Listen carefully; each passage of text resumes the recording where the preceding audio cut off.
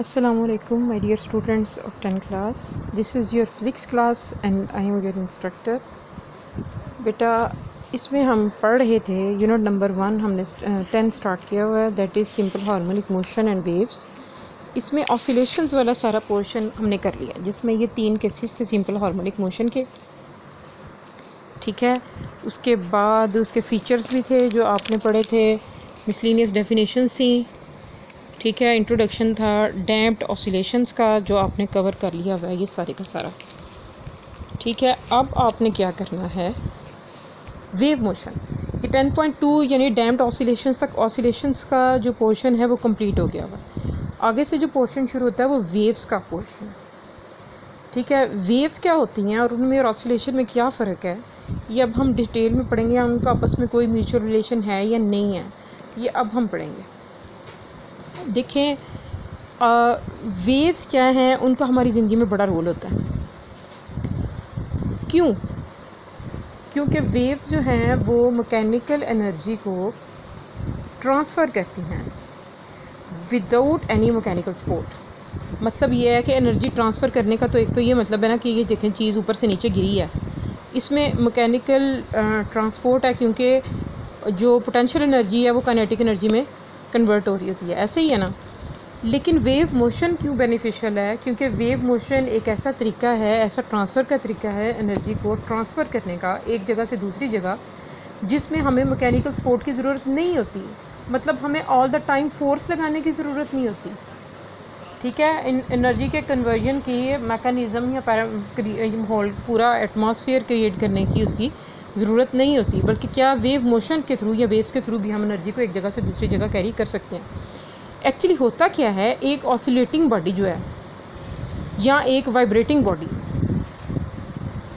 किसी मीडियम में, जिस मीडियम में पार्टिकल्स हों, वो एयर हो सकती है, वाटर हो सकती है, एक सॉलिड हो सकती है। ठीक है, अगर एक मीडियम में एक ऑसिलेटिंग बॉडी जो है वो डिस्टर्बेंस प्रोड्यूस करती है तो वो दूसरे पार्टिकल्स को भी मजबूर कर देती है ऑसिलेट करने पे। वो दूसरा पार्टिकल आगे से इंसेंटिव देता है तीसरे पार्टिकल को, फिर तीसरा पार्टिकल चौथे पार्टिकल को इंसेंटिव देता है कि मूव करो। ये इस तरह ओवरऑल डिस्टर्बेंस जो है वो चलती जाती है। जो डिस्टर्बेंस इन द मीडियम है वो कैरी होती रहती है, और ये यानी कि आप प्रोपोगेट कर रही है, इसको कहते हैं इंग्लिश में जो प्रॉपर टर्म है इसके लिए वो है प्रोपोगेशन। ठीक है, इस तरह ऑसिलेशंस जो हैं वो प्रोपोगेट करती हैं, तो उससे क्या होता है, वेव प्रोड्यूस होती है। इसलिए हम कह सकते हैं कि वेव बेसिकली एक ऐसी डिस्टर्बेंस होती है जो कि ऑसिलेटिंग या वाइब्रेटिंग बॉडीज़ की वजह से प्रोड्यूस होती है। ठीक है, वेव की जो प्रॉपर डेफिनेशन है, ये दो कुछ एक्टिविटीज़ हैं आपके पास। एक तो ये देखें, ये वाटर वेव्स हैं। ठीक है, यूँ वाटर वेव्स जो होती हैं उनकी जो शेप होती है वो ऐसी होती है ना, यानी वो ऊपर भी, सरफेस के ऊपर भी उतनी और नीचे भी उतनी, ये वाटर वेव्स होती हैं। बेसिकली वो वेव्स इस तरह की होती हैं। ठीक है, अगले वाले टॉपिक में आपने इससे रिलेटेड जो फैक्ट्स हैं क्या क्या इसके अंदर है वो सारा पढ़ना है। लेकिन ये कि वाटर वेव्स होती हैं वो इस तरह की होती हैं। इस तरह की जो वेव्स होती हैं हम उनको बोलते हैं ट्रांसवर्स वेव्स।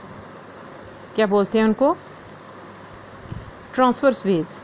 यानी वाटर वेव्स जो होती हैं, जो वाटर की सरफेस के ऊपर कोई चीज़, पत्थर फेंकें या किसी चीज़ ऐसे नीचे ऊपर नीचे किसी चीज़ को हम डिप करें, उससे क्या होगा, उससे वाटर वेव्स प्रोड्यूस होंगी ऐसे।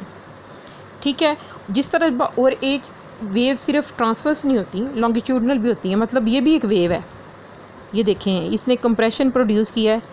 देखें, यहाँ पे कोई स्पीकिंग बॉडी है जो बोल रही है, यानी जहाँ से आप समझ लें आवाज़ निकल रही है, उससे क्या होगा, कंप्रेशन प्रोड्यूस होगा। जब हम बोलते हैं तो हमारा वोकल कॉर्ड भी वाइब्रेट करता है ना, उस वोकल कॉर्ड के वाइब्रेट की वजह से जो पास वाले एयर के जो पार्टिकल्स हैं वो क्या होंगे, उन पे कंप्रेशन होगा, वो दबाव होगा, एक दूसरे पे दबाव डालेंगे।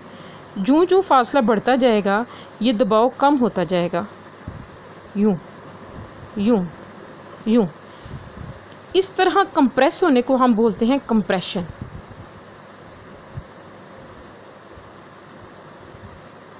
और इस तरह खुलने को हम कहते हैं rare fraction.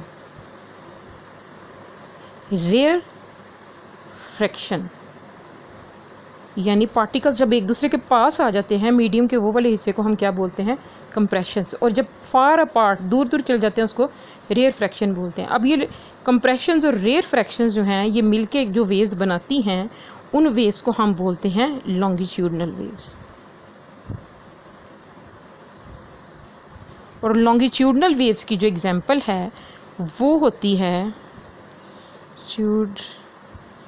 Longitudinal waves, spelling की मिस्टेक है। अच्छा, लॉन्गिट्यूडनल वेव्स की जो एग्जांपल है वो है साउंड वेव्स। और ट्रांसवर्स वेव की एग्जांपल है water waves. Example water waves, ठीक है। अच्छा, जिस तरह इसमें कंप्रेशंस और रेयरफैक्शंस होते हैं लॉन्गिट्यूडनल वेव्स में, जो वेव्स होती हैं उनके अंदर, ये वाली वेव्स के अंदर इसको हम टॉप जो एजेस हैं इनको हम क्या बोलते हैं, वी कॉल देम, इसमें एक क्रेस्ट है और दूसरा जो है वो ट्रफ है। जो ऊपर वाले पार्टिकल्स हैं, ऊपर वाला जो फेज़ है, मैक्सिमाज जो होते हैं उनका, और ये जो मिनिमाज होते हैं इनको हम ओवरऑल क्या बोलते हैं, these are crest and troughs. यानी ट्रांसवर्स वेव के अंदर क्रेस्ट और ट्रफ होते हैं और लॉन्गिट्यूडनल वेव्स के अंदर कंप्रेशंस और रेयरफैक्शंस होती हैं। और वेव मैंने आपको बता दिया, वेव क्या होती है, मीडियम के पार्टिकल्स में एक डिस्टर्बेंस होती है। वेव की जो प्रॉपर डेफिनेशन है, इसी तरह देखें ये भी वेव बन रही है। देखें ये एक समझ लें एक स्पोर्ट है, रिजिड स्पोर्ट है, इसके साथ क्या है, रोप है, अटैच है। रोप के एक हिस्से को हम यूँ स्वाइप अबाउट करते हैं ऊपर नीचे, तो इससे ये वेव प्रोड्यूस हो रही है। ये वेव जो है वो डिस्टर्बेंस प्रोड्यूस कर रही है रोप की सरफेस के ऊपर, और आहिस्ता आहिस्ता ट्रांसफ़र होकर यहाँ तक जाती है। यहाँ तक पहुँच जाती है जब, तो यहाँ से डिस्टर्ब होके अगेन प्रोपोगेट्स बैक, वापस आ जाती है। ये देखिए, ठीक है। ये दोनों जो हैं ये ट्रांसवर्स वेव की एग्जांपल है। अच्छा, अब आप देख लें, पहले तो वेव्स देख लें। वेव की ये डेफिनेशन है जो आपको इस बॉक्स में दी हुई है, this is definition of the wave. आपने इसको बड़ी अच्छे तरीके से लर्न करना है, ठीक है। इस वाले कंटेंट में, आज वाले में ज़्यादातर डेफिनेशंस हैं।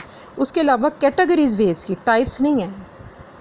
These words are categories. Categories का मतलब है कि हम वेव्स को ओवरऑल कितने टाइप्स में, टाइप्स का तो वही होती हैं, लॉन्गिट्यूडनल एंड ट्रांसवर्स वेव होती हैं, वो किसकी, वो मैकेनिकल वेव्स की एग्जांपल्स हैं।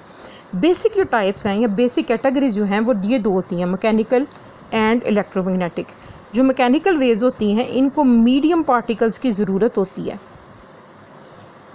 ठीक है। और इलेक्ट्रोमैग्नेटिक वेव्स वो होती हैं जिनको नो मीडियम पार्टिकल्स की ज़रूरत नहीं होती प्रोपोगेट करने के लिए। ये मैकेनिकल वेव्स की डेफिनेशन है। अब ये जो मैंने आपको दोनों वेव्स बताई हैं ना, लॉन्गिट्यूडनल प्लस ट्रांसवर्स वेव्स, ये बेसिकली मैकेनिकल वेव्स होती हैं।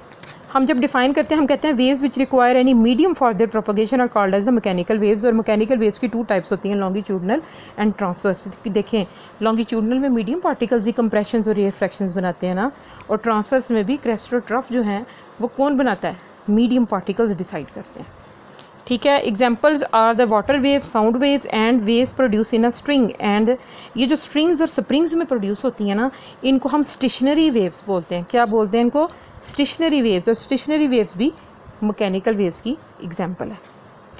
अच्छा, इलेक्ट्रोमैग्नेटिक वेव्स कौन सी वेव्स होती हैं, जो do not require any medium for their propagation. यहाँ तक आपने सिर्फ ये नहीं करना, आपने types of the mechanical waves भी करनी है, जो मैंने आज आपको पढ़ाई हैं। वो है लॉन्गिट्यूडनल वेव्स, ये डेफिनेशन आपने लर्न करनी है। और लॉन्गिट्यूडनल वेव्स के अलावा आपने ट्रांसवर्स वेव्स, ये transfer wave the vibration of the body, इनकी डिटेल जो है वो मैं आपको कल बताऊंगी। I will explain it. आप आज की असाइनमेंट क्या है, you have to learn all this definition, wave, mechanical waves and electromagnetic waves. ये साइड बॉक्सेस भी हैं कुछ इलेक्ट्रोमैग्नेटिक वेव्स की, ये सारी एग्जांपल्स हैं जिसमें दी हुई हैं। ये हम कल पढ़ेंगे। आपने मैक्सिमम कोशिश करनी है इनकी डेफिनेशंस को लर्न करने की। I will give you an explanation note on tomorrow. लेकिन आज की डायरी शॉर्ट है तो मेरा दिल चाहता है कि आप आगे से भी थोड़ा सा इसको अच्छे तरीके से रीड आउट पहले ही कर लें। लेकिन वर्क असाइनमेंट आपकी आज यहाँ तक है। ये फर्दर रीडिंग का काम है जो मैं आपको दे रही हूँ। इसकी कॉम्प्रीहेंशन जो है इंशाल्लाह हम कल डिटेल में इसको डिस्कस करेंगे। Good luck for your learnings.